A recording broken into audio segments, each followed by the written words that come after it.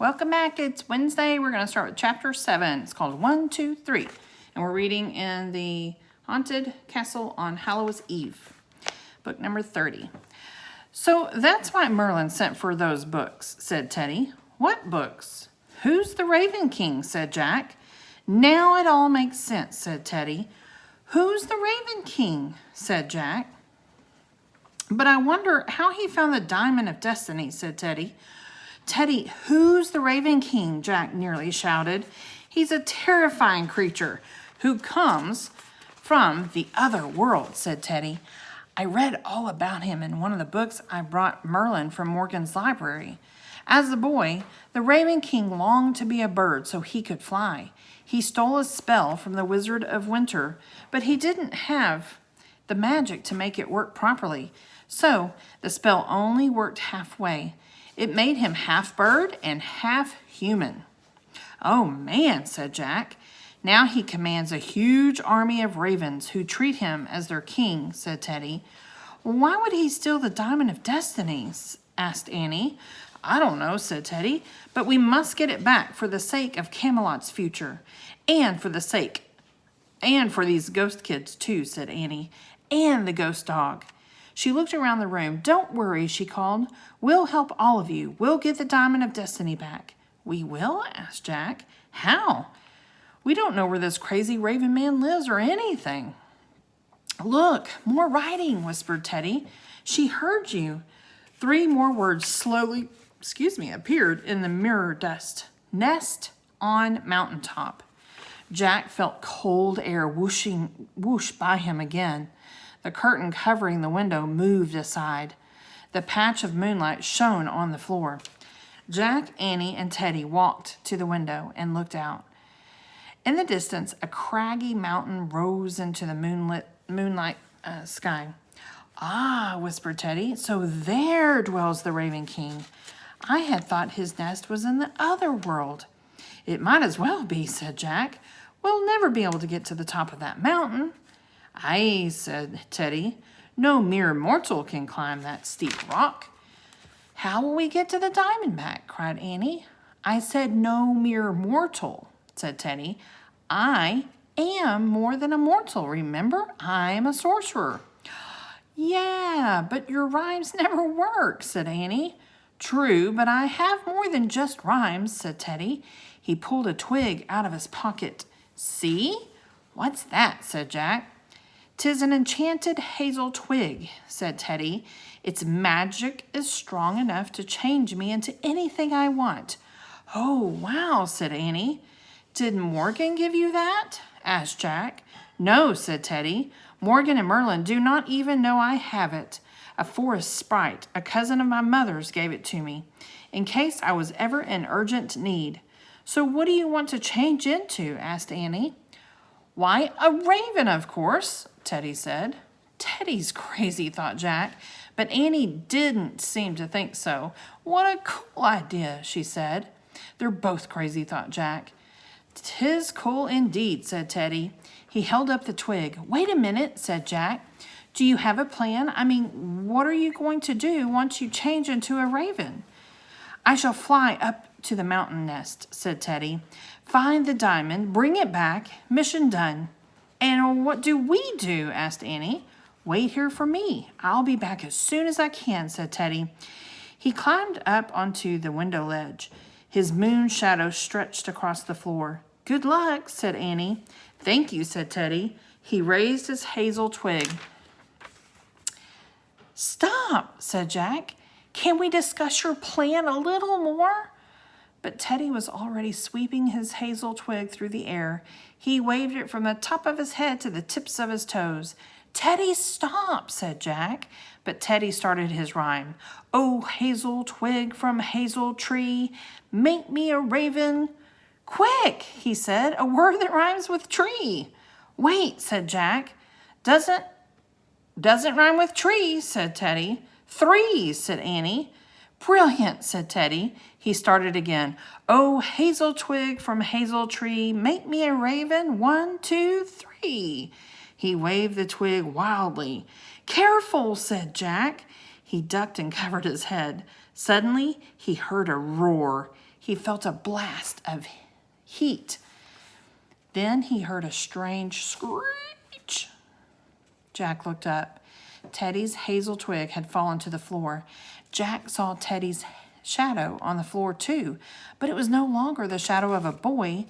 A chill went through Jack. A large raven was perched on the windowsill. Moonlight shone on its sleek blue-black wings, its shaggy throat feathers, its thick neck and big beak. A second raven stood beneath the window. It looked like the first, only smaller. "Where's Annie?" Jack wondered wildly.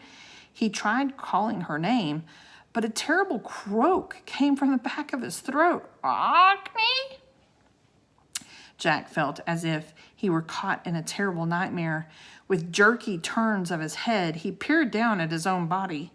His arms had turned into jet black wings. His legs were spindly twigs that ended in 4 long, skinny toes with curved claws. Teddy had accidentally changed them all into ravens. 1, 2, 3. Here's a picture. There they are. Which one do you think Annie is?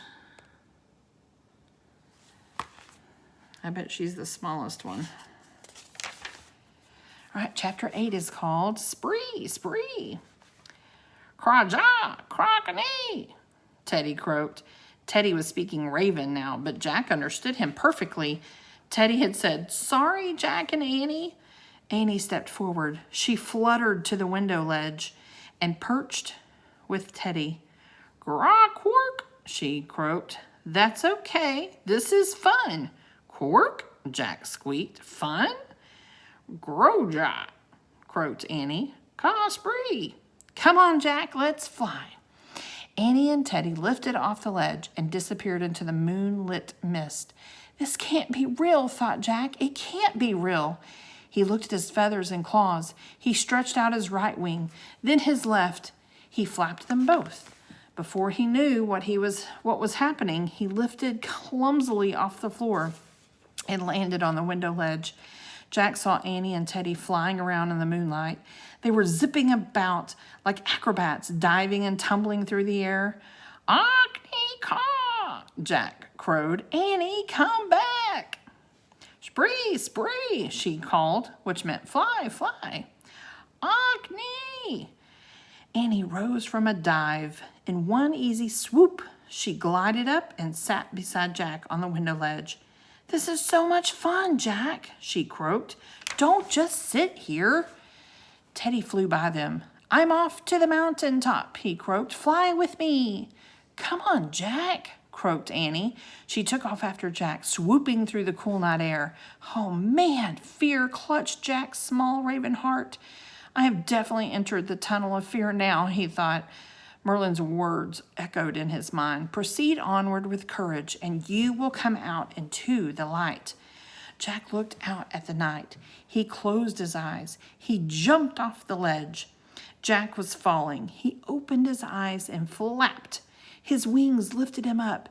He steadied himself. He hovered in the cold night air, his eyes darting from right to left. He looked down. He nearly fainted. The castle courtyard was far below. Jack flapped wildly. He glided. He flapped again. He glided. Flapping and gliding, he climbed higher and higher into the sky. Finally, Jack caught up with Annie and Teddy. They were circling in the air waiting for him. "Rock!" Jack croaked. "Onward!" The three of them flew together through the moonlit night, heading for the nest of the Raven King. Except for the swooshing of their wings, they made no noise. They soared up the sides of the mountain, past hemlocks and tall pines. They flew through long, misty clouds. As they glided toward the mountain's peak, Teddy let out a low croak. "Raven troops!" Jack peered through the night. He couldn't believe his eyes. In the white moonlight, he saw thousands of ravens roosting on rocky ledges. Jack, Annie, and Teddy kept flying. They soared above the troops higher and higher toward the craggy peak of the mountain. When they reached the top, Teddy let out a squawk. There it is, he croaked, the nest of the Raven King. All right, so chapter 9 is our last chapter for today, and it's called A Piece of a Star. Teddy dropped down to a ledge. Jack and Annie followed. Hidden in the shadows, they crouched together, their dark feathers touching. They peered out at the moonlit lair of the Raven King. Here's a picture. They're really far up, and there's the nest right there.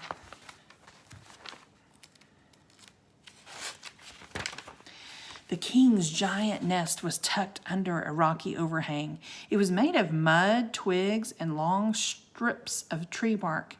2 raven sentries were guarding its dark entrance. "Okay," Jack softly croaked. "What's the plan?" "Listen carefully," Teddy answered. In tiny queaks and caws of raven whispers, he spelled out a plan. "I'll distract the guards. Annie, you keep watch at the entrance. Jack, you go into the nest and get the diamond. Then both of you head back to the castle and wait for me there." "What about the Raven King?" croaked Jack. "I sense he's not here," croaked Teddy. "I see no legions of bodyguards, but we should hurry before he returns." Jack had lots more questions about the plan, but before he could ask them, Teddy lifted off his perch and flew toward the entrance. "Let's go," cried Annie, rising into the air. Jack was in a panic. He fluffed out his feathers and croaked, "Wait, you guys!" But it was too late. Teddy was already dive-bombing the raven sentries. "Ark, ark, ark!" The 2 sentries left their watch and flew at Teddy with short shrieks. They chased him high into the sky. Annie zipped to the entrance of the nest. "Come on, Jack," she croaked. Jack jumped off the ledge and flew on to the giant nest. Without thinking, he stepped through the entrance. He jerked his head from side to side. With his raven sight, he saw walls packed with dried mud, animal fur, vines, and sticks. The floor was covered with moss. Jack took a few steps forward. He stopped. He saw no sign of the Raven King. He cocked his head from side to side, listening. All was quiet. Jack looked around the nest. One part of the nest's wall looked different. It was black and shiny. He stepped toward it. He touched it with his beak. It wasn't a wall at all. It was a curtain of feathers. Jack pushed through the feather curtain. Moonlight shone into the space behind it. Heaps of gold and silver coins glittered in the cool light. Pale pearls, emeralds, and rubies shone and sparkled. Amid all the treasures was a blue-white crystal. It was no bigger than a marble, but it shone with a light all its own, like a piece of a star. Jack knew at once the stone was the diamond of destiny. His raven heart thumping, he walked to the diamond and nudged it with his beak. As the diamond tilted, it shot forth beams of brilliant light. "Ja! Ja!" Annie was calling to him from outside. "Cree, grow! They're coming!" Jack carefully picked up the diamond with his beak. He felt a surge of strength and courage. Annie called another warning, but Jack wasn't afraid at all. He calmly walked out of the Raven King's nest back into the night. More sentries had been alerted. They were flying toward the mountaintop, cawing madly in alarm. "Crack, crack, crack!" Jack saw Annie perched on the ledge. "Hurry, Jack, hurry!" she croaked. Annie flew off the mountain. Holding the diamond in his beak, Jack gracefully flapped his wings and lifted into the air after her. As he and Annie sailed down from the mountaintop, a chorus of croaks split the night. Thousands of roosting ravens rose into the sky like a giant black cloud. Their beating wings rumbled like thunder. The cloud of ravens covered the light of the moon. The night was completely black. "Spree, spree!" Annie croaked. "Fly, fly!" She and Jack glided down through the dark sky, toward the Duke's castle. The wing beats of the raven army still thundered above the mountaintop, but none of the ravens were chasing them. "They don't know what to do without their king," Jack thought. He wondered where their king was, but With the diamond of destiny in his beak, he felt no fear. The farther Jack and Annie flew from the mountain, the more distant became the sound of the raven soldier's wings. The Duke's castle came into sight.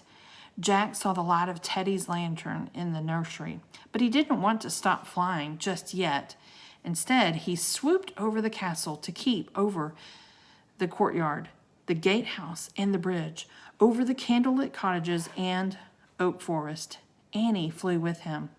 Finally, they both glided smoothly back to the castle and landed on the window ledge of the nursery. The diamond of destiny was safe.